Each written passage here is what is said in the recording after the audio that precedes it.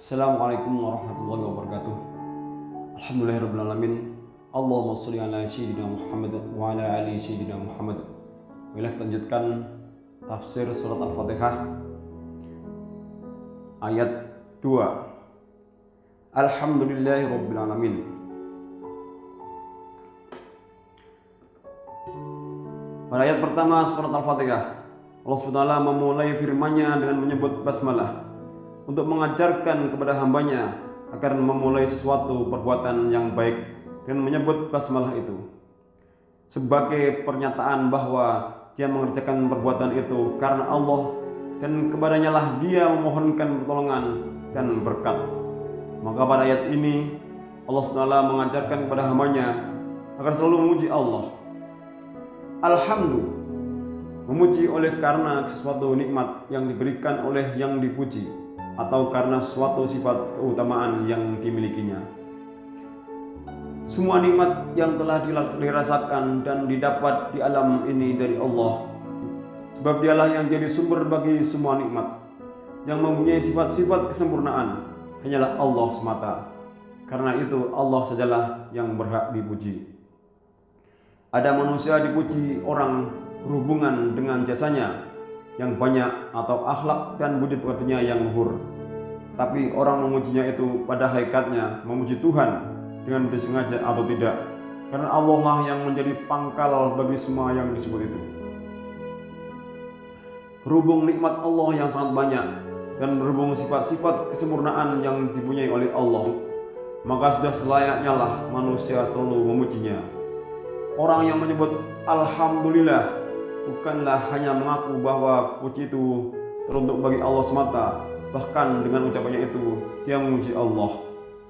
Dapat juga seorang memuji Allah dengan sebutan lain, yaitu hamdalillah.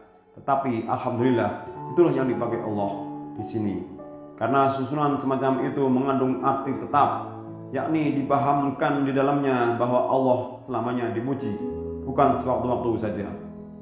Robbi arti aslinya yang empunya atau pemilik.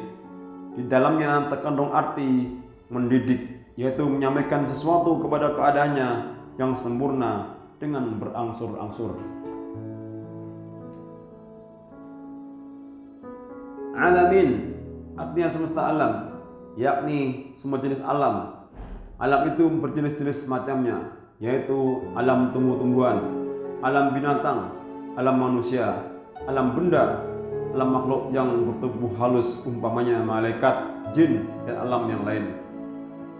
Ada ahli tafsir mengkhususkan alamin di ayat ini kepada makhluk-makhluk Allah yang berakal, yaitu manusia, malaikat, dan jin. Tetapi ini berarti mempersempit arti kata yang sebenarnya amat luas. Dengan demikian Allah itu pendidik semesta alam. Tak ada suatu juga dari makhluk Allah itu terjauh dari didikannya. Tuhan mendidik makhluknya dengan seluas arti kata itu. Sebagai pendidik, dia menumbuhkan, menjaga, memberikan daya atau tenaga dan senjata kepada makhluk itu guna kesempurnaan hidupnya masing-masing. Siapa yang memperhatikan perjalanan bintang-bintang, menyelidiki kehidupan tumbuh-tumbuhan dan binatang di laut dan di darat, mempelajari pertumbuhan manusia sejak dari rahim ibunya sampai ke masa kanak-kanak, lalu menjadi manusia yang sempurna, tahulah dia bahwa tidak ada sesuatu juga dari makhluk Tuhan yang terlepas dari penjagaan, pemeliharaan, asuhan, dan inayahnya. Ayat ketiga surat Al-Fatihah. Ar-Rahmanir-Rahim. Pada ayat kedua di atas, Allah SWT menerangkan bahwa Dia adalah Tuhan semesta alam. Maka untuk mengingatkan hamba kepada nikmat dan kurnia yang berganda-ganda yang telah dilimpahkannya, serta sifat dan cinta kasih sayang yang abadi pada dirinya, diulangnya sekali lagi menyebut Ar-Rahman, Ar-Rahmanir-Rahim, yang demikian itu supaya lenyap dari pikiran mereka gambaran keganasan dan kezaliman seperti raja-raja yang dipertuan yang bersifat sewenang-wenang. Allah mengingatkan dalam ayat ini bahwa sifat ketuhanan adalah Allah. Allah mengingatkan dalam ayat ini bahwa sifat ketuhanan Allah terhadap hambanya bukanlah sifat keganasan dan kezaliman, tapi berdasarkan cinta dan kasih sayang. Dengan demikian manusia akan mencintai Tuhannya dan menyembah Allah dengan hati yang aman dan tentram, bebas dari rasa takut dan gelisah. Malah dia akan mengambil pelajaran dari sifat-sifat Tuhan. Dia akan mendasarkan pergaulan dan tingkah lakunya terhadap manusia sesamanya, ataupun terhadap orang yang di bawah pimpinannya, malah terhadap binatang yang tak pandai berbicara sekalipun, atas sifat cinta dan kasih sayang itu. Karena dengan jalan demikianlah manusia akan mendapat rahmat dan kurnia dari Tuhannya. Rasulullah SAW bersabda, "Innama yarhamullahu min ibadihir ruhama'a." Sungguhnya Allah kasih sayang kepada hamba-hambanya yang pengasih. Kami ulang. Bersabda Rasulullah SAW, "Innama yarhamullahu min ibadihir ruhama." Sungguhnya Allah kasih sayang kepada hamba-hambanya yang pengasih. Hadis riwayat Tabrani. Ar-rahimuna yarhamuhumur rahmanu tabaraka wa ta'ala irhamu man fil ardi yarhamukum man fis sama. Orang-orang yang kasih sayang, Tuhan yang Rahman tabaraka wa ta'ala akan kasih sayang kepadanya. Oleh karena itu, kasih sayanglah kamu semua kepada semua makhluk yang ada di bumi. Niscaya semua makhluk yang di langit akan kasih sayang kepada kamu semua. Hadis riwayat Ahmad, Abu Dawud, At-Tirmizi, dan Al-Hakim. Dan sabda Rasulullah SAW, "Marrahima walau dzabihata usfurir rahimahullahu yaumal qiyamah."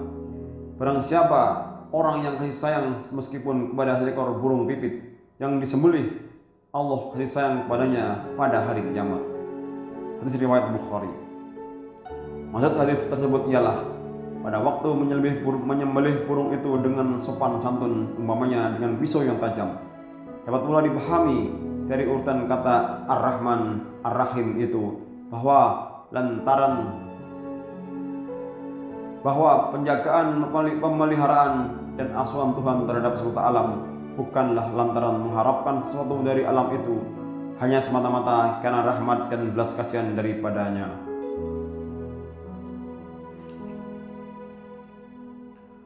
Boleh jadi ada yang terlintas pada pikiran orang, mengapa Tuhan mengadakan peraturan-peraturan dan hukum-hukum dan menghukum orang-orang yang melanggar peraturan-peraturan itu.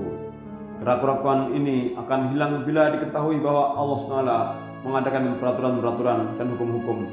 Begitu juga menyediakan azab di akhirat atau di dunia untuk hambanya yang melanggar peraturan-peraturan dan hukum-hukum itu. Bukanlah berlawanan dengan sifat Tuhan yang Maha Pemurah dan Maha Penyayang. Karena peraturan dan hukum itu rahmat dari Tuhan, begitu azab dari Allah terhadap hambanya yang melanggar peraturan-peraturan dan hukum-hukum itu sesuai dengan keadilan. Sekian dulu pertemuan episode ini. Kita lanjutkan tafsir surat Al-Fatihah ayat keempat di episode berikutnya. Kita tutup dengan doa kafaratul majelis. Subhanakallahumma wa bihamdika asyhadu an la ilaha illa anta astaghfiruka wa atubu ilaik. Assalamualaikum warahmatullahi wabarakatuh.